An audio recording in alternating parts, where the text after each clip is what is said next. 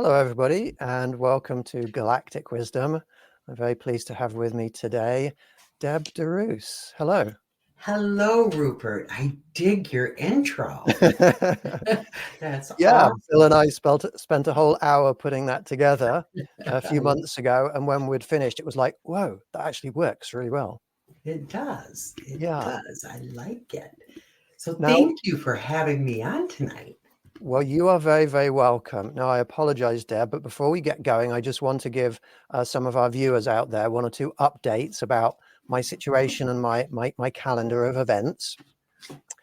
I am this evening, for anybody who is interested, going to be hosting a remote viewing, an astral projection and remote viewing to the Galactic Council. We have been lucky enough to have established a relationship with the Galactic Council. And every week on Thursday evening, we astrally project to them and we get to know them a little bit more. If anybody here would like to join us this evening for an astral projection to the Galactic Council, then the website is on your screen right now. Please join us in the Galactic Wisdom Patreon group. Next Friday, I am going to be hosting an event in Wales, in the UK. I am going to be hosting a daytime alien contact event on Hay Bluff in Wales, which is the hill in the background at the start of the movie An American Werewolf in London. The following day, on the Saturday, I am going to be at Stonehenge, and you are invited to join me at Stonehenge if anybody happens to be in the area, or if anybody wants to travel there to be with us for our event. You're welcome to join us. Details at the website below. The following day, the last day of this month, I am going to be in Calais in France. And we are hosting an alien contact event in a park in Calais there. You're welcome to join us if you like. So all of those details are available at the website shown below. Now, before I go any further, I would like to properly introduce our guest for today, Deb. Deb DeRousse is an author, a lifelong spiritual medium, Reiki Master and teacher, and UFO and paranormal researcher. She's the founder of Mystical Awakenings, books and more metaphysical shop in Houghton Lake, Michigan, Mystical Awakenings radio network, the Michigan UFO Contact Convention, and the Paranormal Relief Team. She's worked in the paranormal and spiritual field for the past 40 years and is currently a medium and investigator with Michigan Area Paranormal Investigative Team. She's also worked with Project Missing for the past 9 years to assist in locating the missing. Deb, along with her husband Arjay, teach and hold workshops, do healing work, give readings, as well as selling metaphysical items and even offering weddings at their store. They stay very active with their work, their family, putting on and attending events, and public speaking on many topics of paranormal and spirituality. Deb is passionate about assisting with raising the vibrations of all beings, awakening minds to possibilities beyond the third dimensional imagination, and heightening the awareness of the collective conscious that every living being across the universe is a part of and has access to. She's a believer in the law of one and understands that all beings are connected through collective consciousness, and feels that we're at that point in our evolution that we must all learn true unconditional love and oneness of all beings. Deb strives to be the voice of the voiceless for truth and higher love for all. So, wow, that's quite a bio you have there. I would like to start off by asking you about that Project Missing. That sounds intriguing. How did you get into that? And can you tell us about any of the cases you might have worked on? Right. Well, I mean, we're going back a little ways. I actually got involved in that. I spent many years as a reader saying, I won't do the missing. It's too emotional. I tend to be terribly empathic. So it's, it's difficult for me to deal with families of the missing. But it kept falling in my lap.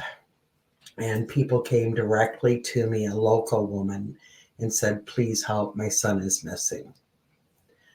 I couldn't tell her no. Yeah. No matter how I felt about it, I could not tell her no. So lo and behold, I was on the case. I actually went to the site where he had last been seen, and there was a woman named Debbie Markham on site. And she had recently founded Project Missing. Like me, she is a lifelong medium and had been involved in assisting the missing. So after meeting her, she convinced me to, come on board, help me out with these cases. And it's always better to have two separate people working on it. What I do have to say, though, Rupert, is we don't really do it as mediums. Of course, we use our mediumship on a personal level to try to connect with those people, but we don't go into this saying, okay, we're a medium and we're going to. Yeah. Because there's a lot more to it than that. Again, of course, we do use our abilities, but yeah, there's been many cases over the years. Some have been found, some have not. Literally, our local case, the very first one I was on, is still an open case. He's never been found. We found clothing, we found shoes. He was in the middle of a wooded area. And if anybody out there has been into the missing 411 or studied any of that, this is kind of one of those typical cases. Mm. Another case that was near and dear to our hearts was a young lady, 14 years old, out in New York that had been missing for quite some time. Debbie and I both felt it was a human trafficking case. The mother finally came to us, but she had been to many psychics before coming to Project Missing and had been told gruesome, horrible things about what had happened to her daughter. And they all told her that her daughter was no longer living. And Debbie and I, at the same time, said, she's alive. We weren't on the case probably 2 or 3 weeks, and she was found alive. Mm-hmm. So that's a case that, we felt terrible for that mother. She was so devastated and had given up all hope. But she was found. Have there been any cases you can remember where a piece of information that you've received through mediumship or psychic means has been valuable in helping to solve any of the cases?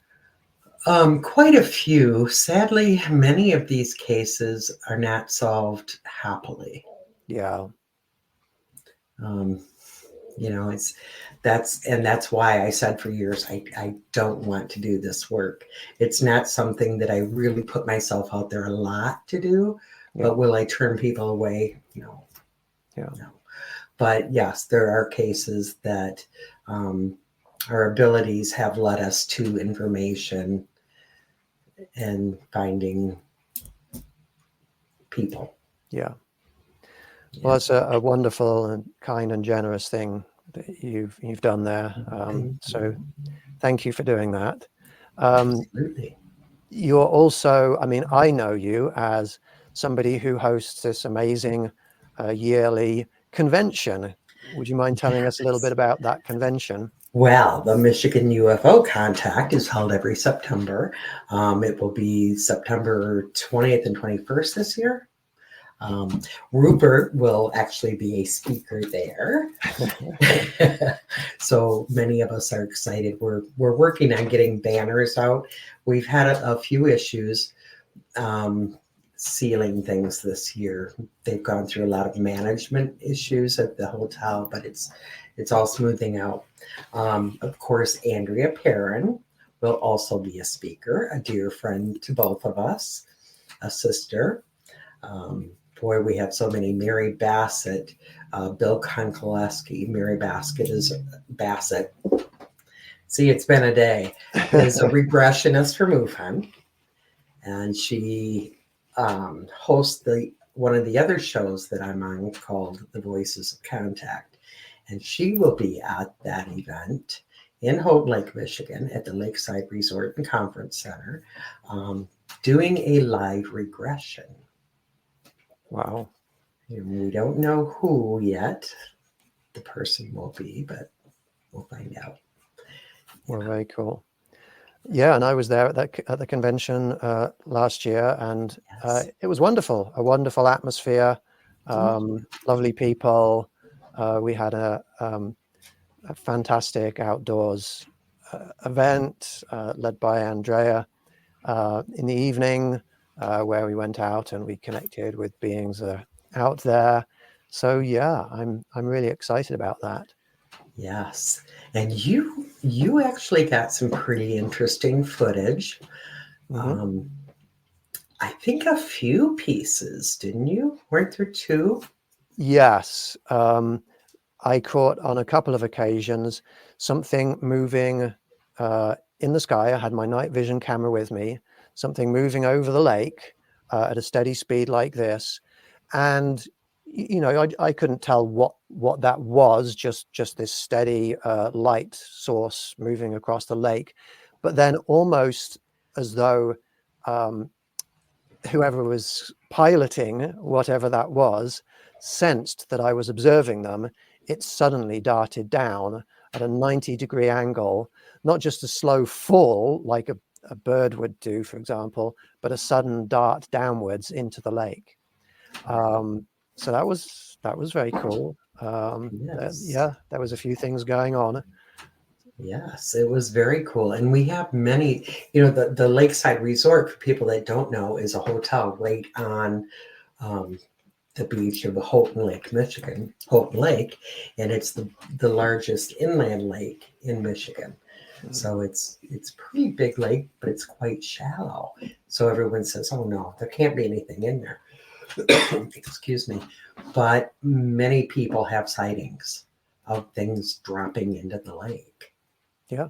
So, well, I have yeah. experience of connecting with beings in all different places. Often people assume, well, they're up in space and they're just coming down from space, but they also live in mountains, under the ground, in oceans, in lakes, in all sorts of places. And of course, they have access to dimensions of space that we don't. So in all of those places that I've mentioned, they can be out of sight, just out a step outwards from where you would typically see them.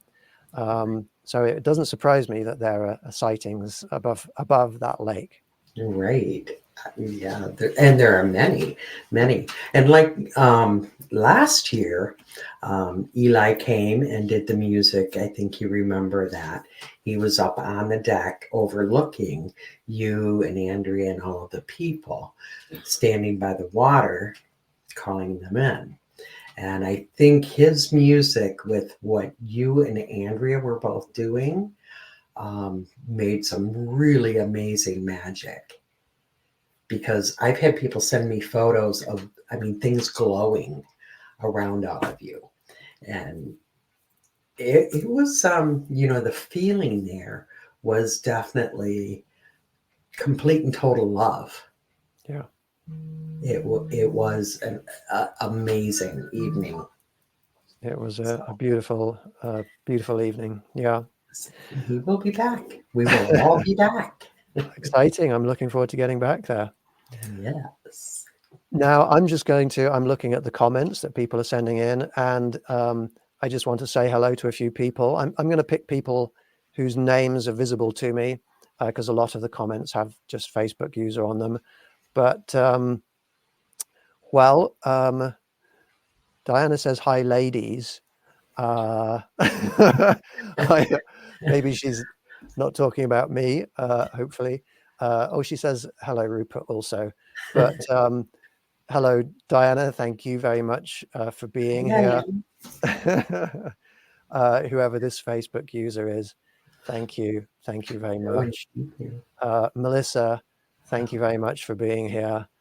We have a lot of people we know out there who like to come in and say hello. Jonathan, thank you very much for being here. Thank you, everybody that's out there watching, wherever you are, whoever you are. Yes. No. Oh. Deb, could you let us know a little bit about the connections that you've had, whether you would call them relationships or experiences with non-human entities that may be not terrestrial? Boy, I mean, you're talking to somebody who's really had a lifelong, I'm going to be 66 years old this year. So a lot of years of some very different connections.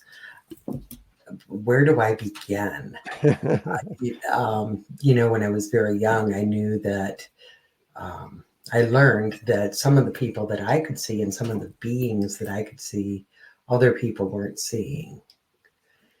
So I learned, fairly young to be quiet and not talk about these things. So as I grew older, I just tried to ignore them and it didn't work very well. But in all honesty, along with having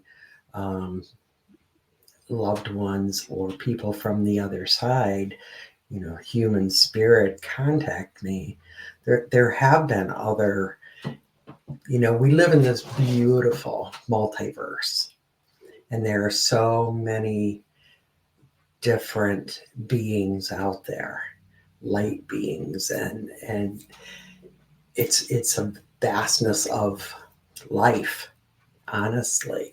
So, many of the things that I've come into contact with, I have no clue who or what they are or where they come from. I know if it feels loving or not loving, but most of the time I can't tell you who or what they are. Have you tried communicating, talking to them in a way that you can get responses and hear information from them? There is some communication. It is always telepathic. I have spoken out loud to them, of course, because I'm one of those people, but weirdos. But when I get things back, it is telepathic. Everything from I'm here out of love, I'm here to help you, I'm here to help heal you, things like that. There's never, a great amount of detail. Okay. But, I'm sure if I were to do regression work on that subject, I would probably get more information, because on a conscious level, we don't always know everything that has come through subconsciously. And we don't retain a lot of that memory until, boom, you need something and it comes out of your mouth and you're thinking, where did that come from? Yeah. So fascinating. Yeah. In the meetings that I host, where I bring people together online, and we astrally project to different beings, we set ourselves different target locations or different target beings every time we do this. And as I said earlier on, we've been reaching out to the Galactic Council because they have been reaching out to us. They've been reaching out to my members and giving them messages that, hey, we want to connect more with Rupert and with the team that Rupert is putting together. So what we're doing is we're going back there, astrally projecting every Thursday evening, and we're just trying to get to know them a little bit. And I've got a couple of pictures here of drawings that one of our members has drawn, Laura Walker.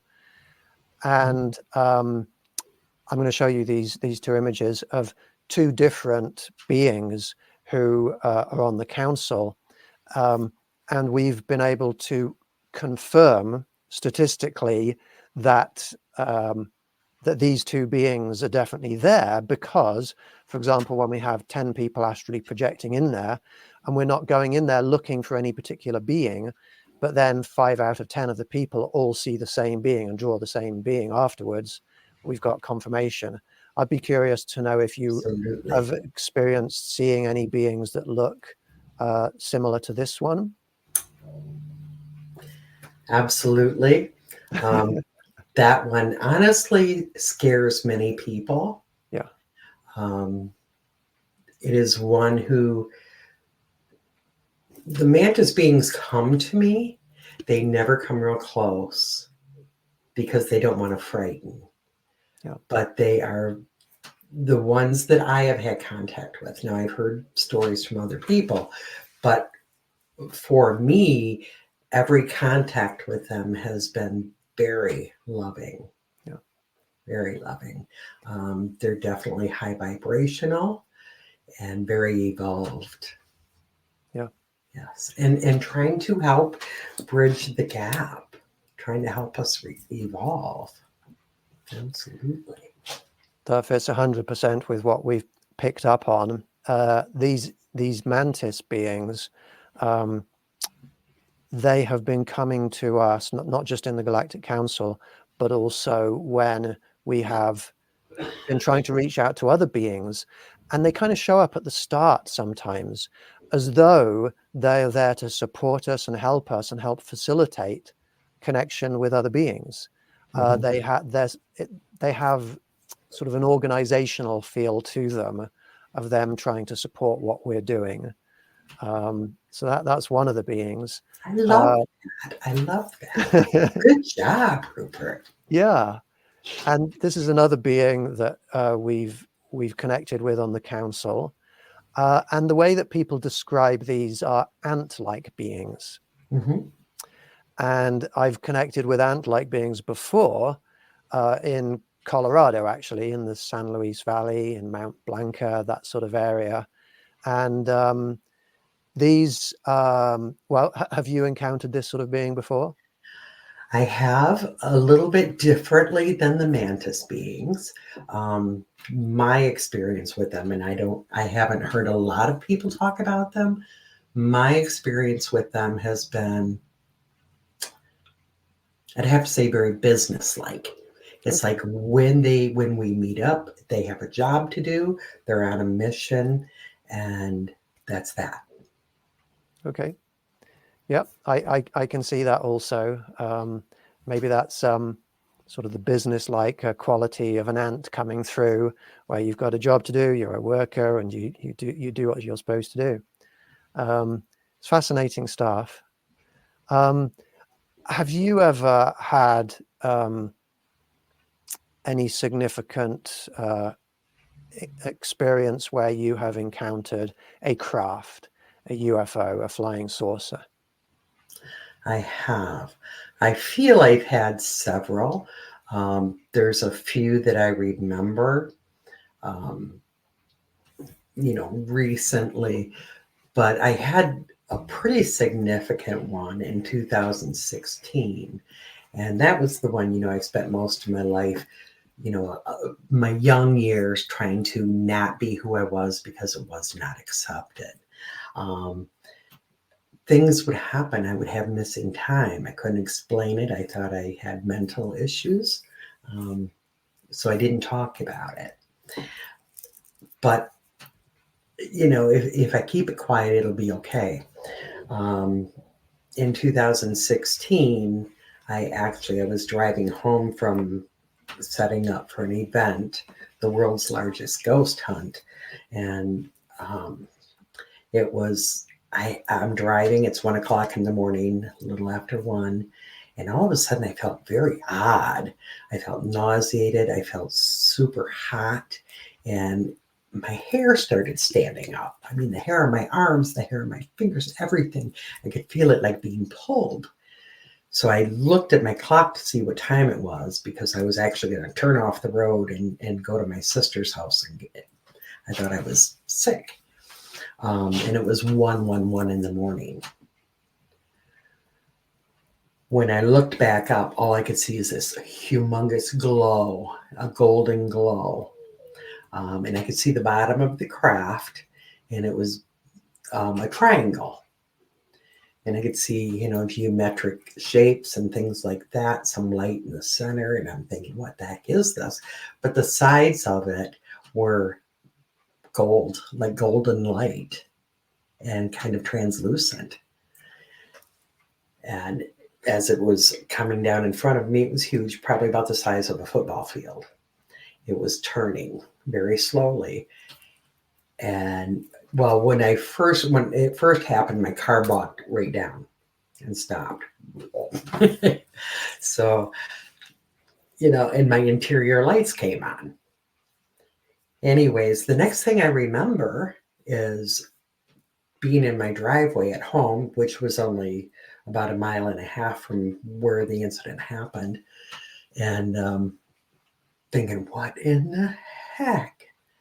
What was that? What's going on? I ran in my house and got online right away to tell my teammate, who I had just left, I thought, what had happened. 2 days later, I realized that message that I sent was 1 hour and 9 minutes after the time that I had looked at my clock. Then I realized I had missing time. After that, quite a while after that, is when I started getting the memories of things that had happened.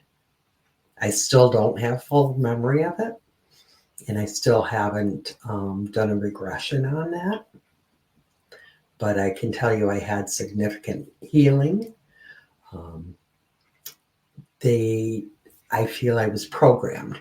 One of the things I remember, Rupert, was I opened my eyes and they were taking what looked to me like a piece of black electrical tape. They were pulling that off of my forehead. And somehow I knew that was giving me information and giving them information. So to this day, I don't know what that was, but it was something. But after that is when it kind of came out of my mouth that we were putting on the Michigan UFO Contact. It was, and it's a download for me anyways. When I don't think about something, there was no thought in my brain about putting on this event. No thought at all. But it came out my mouth. We're doing this. So I knew, okay, this is what they want done. And from the very first year that we had it, everything fell into place. Every person that was supposed to be there just kind of popped in, and they were there, kind of like you, Rupert. So it's amazing the things that they do. I know it was, they gave a lot of information, and that was one of the things that they instilled. So, even though you don't have proven knowledge, it seems very, very likely, almost certain, that these beings in that UFO, they connected with you in a very powerful and strong way. Mm-hmm. that caused you then to go the route you're going and put on the Michigan Contact UFO convention every year. Yes. So absolutely. That would indicate that they actually do want knowledge of them to spread. Mm-hmm. I guess if it's done in a careful way, because you were chosen because of who you are, perhaps. Wow. Perhaps. Well, and I have to say too, Rupert, that oftentimes when the mantis beings show up, they reinforce, continue speaking, continue talking, get the information out. When I first started it, it was because, I just had this knowing that there was a lot of fear around the whole subject of otherworldly beings. Yeah. And they were letting me know we need to help people with this fear. Yeah. So that's kind of how it started. But I know without a shadow of a doubt that they want this to continue.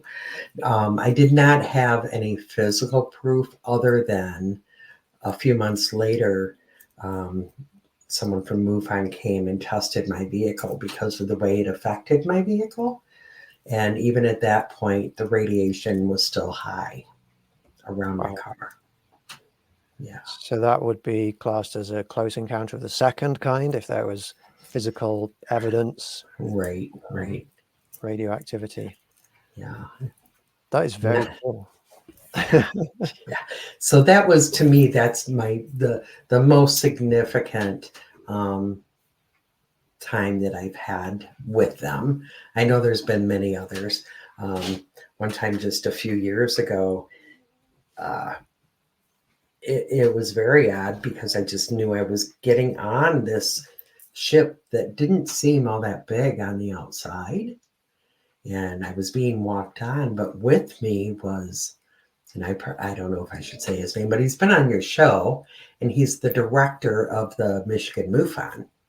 So you know who it is. Mm-hmm. So he and I were walking together with others on the sides of us, walking us up this ramp into this craft. And once we got inside, it was huge. It was like a city, a whole city. And the interesting thing to me was they wanted us to walk around and see all of these different beings. And there were many different, even human beings, otherworldly beings that were very translucent, and they were all together, and it was all in peace. So I felt that they were showing us this is what we're striving for. Yeah. This is the goal, so we can all live together in peace and harmony. Yeah. So, that's wonderful. That's beautiful. Yeah. When I think of how humans are with other species, or indeed with the same species, when we just look a little bit different. Yes. It's very sad how we treat others with differences, even just visual differences, very poorly. And in my experience, when people encounter some of these non-human species out there that do look different, it's just how humans are, that we see them as scary or ugly, or that we I guess the word to use is many humans are lookist. We have that lookism within us. But as you've sort of alluded to a little bit in your interactions with the mantis being, they're telepathic. They can sense when we're not entirely comfortable. They can sense why. So if their appearance looks a little bit scary, sometimes they will back off a little bit. Sometimes they will go out of focus, even change their appearance completely. They don't use the scariness. They're not there to scare us. It's just how they look. So I think throughout history, I think that people have had encounters with some of these beings, and simply because of how they look, they label them as being dark or evil or even demonic, when really, no, they just look different. Exactly. And as humans, we judge. Yeah. You have to stop and think, what must they, when they look at us, we look totally different. They must think, oh, that's scary. But they don't. They're very loving. Yeah. I'd like to highlight one of the sentences in your bio. And I'd like you to explain what you mean by this, if you Okay. don't mind. We're at that point in our evolution that we must all learn true unconditional love. Why do you have that in there? Why do you think we're at that? Is it a point now? Is it particularly important now that we evolve to have unconditional love? I think it has always been important, and we've always missed the boat on that. Because as you were pointing out with the mantis beings, we look at different humans, different beings, and we judge according to, if somebody is beautiful, oh, I love you, you're so beautiful. And then they look at somebody who maybe has scars or looks differently or feels differently, and they don't want anything to do with them. Yeah. But on the inside and on a soul level, those people are no different than the people who are visually beautiful to them. Yeah. So, bad me, I'm going to do this. If you compare humans to animals, dogs in particular, cats are a little more finicky. Dogs will love you no matter what. They don't care what you look like. They don't, humans abuse animals sometimes and they still love you. Now, I'm not saying that we should go out and, allow people to walk on us or treat us badly. But we can still love them and keep a distance. Love is the highest vibrational emotion on this planet, in this universe. If we don't learn to love each other, we can't evolve. And that's what we've been striving for. We are at that pivotal point. We are evolving. We're in the age of Aquarius. We're at a time that the whole earth is vibrating at a higher speed than it ever has before. We are evolving. Humans are becoming more. We're becoming more light beings. If we leave that love aside and we don't learn to love, this isn't going to go well for our planet. Some people might say, okay, well, that's a physical planet and you're talking about physical people. That means nothing on a soul level. But if we don't learn the lessons that we're here to learn, and the number one lesson is love, we're going to have to do this stuff over again. It might be on a different planet. It might be more intense. It might be more hateful, until we learn that's not the way to go. So that's what I meant by that. We are at that point where we have to learn unconditional love. We can't love people conditionally. Yeah. Now, we can allow people in our bubble conditionally. Yeah. And to me, that's okay, as long as we don't do it in a hateful way. We don't ever put anyone out in a hateful, mean way. We don't ever ask anyone to suffer. We need to treat everybody the same way we would treat our family, but love them. That's Absolutely. just love people.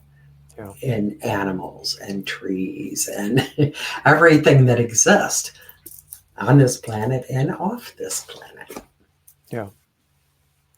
It's interesting because I know a lot of people who would agree openly with what you're saying, but then when they face a challenging person or a challenging situation, then you see love disappear and hatred emerge. Not with everybody, but with many people out there. And there seems to be a lack of understanding that we have to have that love in all situations. When somebody is coming at you with darkness, making you angry, that is the time when we're really put to the test, because more than any other time, that's when we absolutely need to respond with love. Sharing love with anybody is not just something we do when everything's going smooth and harmoniously. And, you know, obviously I'm not justifying the dark actions of other people, Right. but if we could just take a deep breath and stop, and then start by really putting yourself in that other person's shoes, first of all, to see, should I really be acting with this level of annoyance or anger? Did that person mean anything bad? Do they know something I don't know? I haven't had their life. I haven't had their experiences. I haven't lived in their body. But then even if nope, they're a dark person, they're doing something that they shouldn't be doing. I like what you say about the bubble. I think it's okay to separate yourself from people like that, to move them out of your bubble, or for you to step out of theirs. But it can still be done with love. You can still separate yourselves from people like that and wish them well. Right. That's my philosophy anyway. Yes, I totally agree. And, you know, I always tell people, even when we do like cord cutting meditations, we do cord cutting work, you never send somebody away without thanking them for the lesson, blessing them, and send them with love. Because what's going to heal them? What is hatred? It's fear. So some of these people live with a hateful heart because they're so afraid. You know, can we fix that? It's not always our responsibility, but we can send love to it. Sometimes we can do things like what we're doing right now and just talk publicly about it so that it's not so frightening. And if you can remove some of the fear, you can remove some of the hatred. But always send people off with love. Yeah. That's the most healing that we can do for them. Definitely, if they're toxic for you, you have to protect yourself too. You have to. And that's okay. But send them with love. Definitely. Yeah. Wise words, and that's what this show is about, galactic wisdom. I'm sure our alien friends would agree with what we're saying, because you never see them lashing out at humanity, even though they probably have good cause to. Right, exactly. They're so patient with us. And, you know, they know we're young. They know we hold a lot of fear. And some of us are trying very, very hard to get where we belong. But it's taking work, and it takes a lot of education. Yeah. It really does. So do you feel like you're on a particular mission? Do you have a particular purpose in life, in connection to the planet, people, these beings? Oh, absolutely. I think we all have a purpose. We all have a purpose. We're all here for a reason. You know, helping others. And that, to me, almost sounds egotistical. Oh, I'm here to help. And I do not ever put myself above anybody. You know, Rupert, I've lived on the streets. I've, you know, lived a life that most have not even imagined. Not that I'm doing fine now, but I'm saying I have been all over the place with my life. I do not for one moment ever see myself better than anybody. I see myself as someone who has been kicked into learning some of these lessons in order to share them. Okay. My life has been filled with taking care of children, many of them special needs. I did foster care for many years. I worked with the school systems. I've raised kids of my own. I've raised grandkids. So that's been a big mission for me. And some of that was so that I would learn how to give and take and learn to be on the same level, so that, you know, at this point in my life, the last probably 20 years has been very, even though I didn't have the galactic connection in my physical brain that 20 years ago that I have now, it was there. Does that make any sense? Yeah, It was there. So, you know, the goal for many years has been to just bring spirituality to people. You know, the law of one, that we are all created the same. We're all one tiny piece of one great big whole. Nobody's better than anybody. So that's the message. That's my mission at this point, is to bring that message forward, to do things like the Michigan UFO Con, to help eliminate fear, help people. You know, from being there last year, one of our big things there is to have the experiencer panel. So we have experiencers on stage, and anybody in the audience can stand up and talk about their own experience. And some of these people have never had the opportunity to do that before in their lives. A few years ago, we had a man in his 70s that literally stood there with tears. And I think the whole audience had tears because he had never been able or felt safe enough to speak about what happened to him and his brother when they were young. So that's, you know, that's my mission, is that's wonderful. to assist in all of this, and it's all a part of the evolution. Yeah, fantastic. Sorry for rattling. No.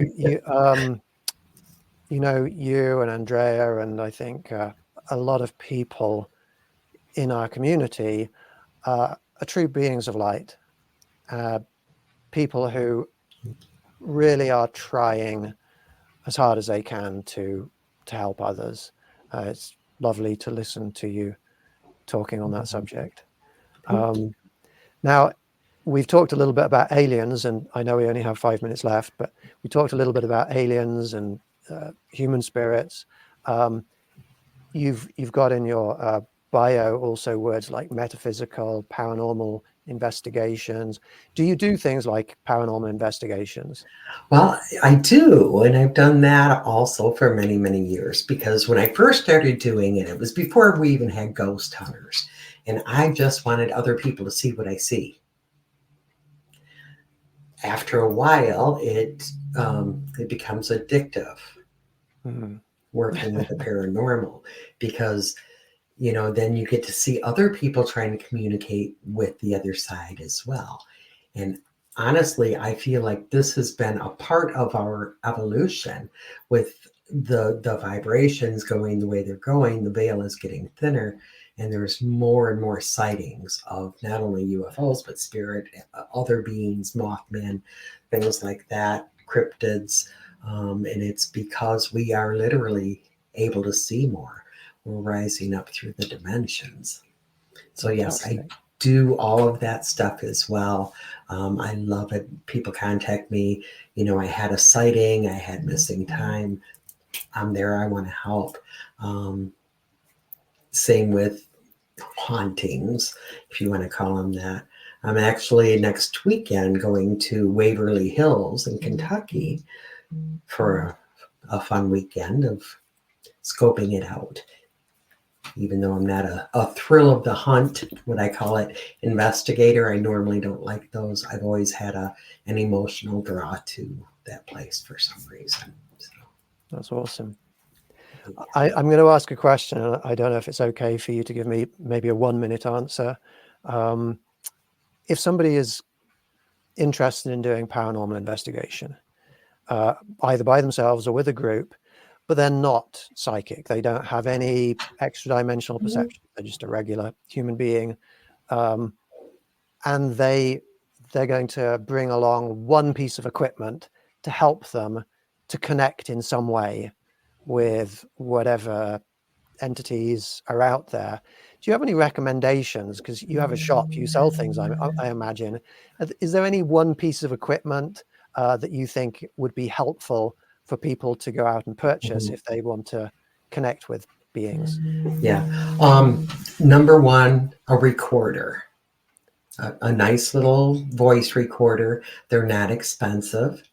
A camera. But honestly, the number one tool, and everybody is born with psychic abilities, everybody, is yourself. We sense them, we feel them, and the more you do it, the better it is. The biggest advice I can give is go in it with your heart, not to have a good time, because it's not always a good time. It can be boring as all get out. And it can cost you a lot of money. But boring, cold, and expensive. Right. Yeah. Yeah. But recorders and cameras are huge. Yeah. There's many gimmicks out there that over the years I've had most of them, and over the years I've stopped using most of them. But if you can take a picture or record audio and video, you're good. Fabulous. Well, thank you so much for your advice. Thank you so much, Deb, for this fascinating conversation. It's been a pleasure to have you with us today. I am just going to remind people that if in 2 hours you would like to join me with a team of astral projectors and remote viewers, some with no experience, some with a lot of experience, if you would like to join me in reaching out to the Galactic Council, then please join my Patreon group that you see down there as a banner at the bottom of the screen. Thank you, Deb, once again. Thank you, all of you, for watching, for being with us. Peace, love, and happiness to you all. Goodbye for now.